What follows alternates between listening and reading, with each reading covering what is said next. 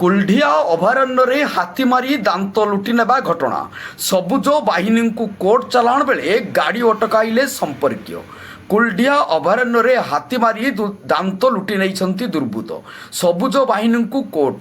ନୀଳଗିରି ବାଲେଶ୍ୱର ଜିଲ୍ଲା ସୋର ରେଞ୍ଜ କୁଲଢିଆ ଅଭୟାରଣ୍ୟର ବେଚେଇ ବିଟ୍ରେ କିଛି ମାସ ପୂର୍ବରୁ ଏକ ଦନ୍ତା ହାତୀର ମୃତ୍ୟୁ ହୋଇଥିଲା।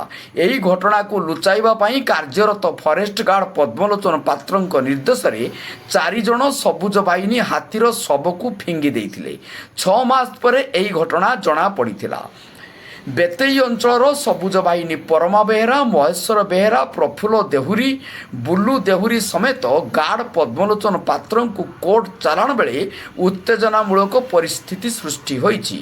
ସବୁଜ ବାହିନୀଙ୍କ ସମ୍ପର୍କୀୟମାନେ କୁଲଢିଆ ଅଫିସରେ ତାଲା ପକାଇବା ସହ ବନ ବିଭାଗ ଗାଡ଼ିକୁ ଅଟକାଇଥିଲେ।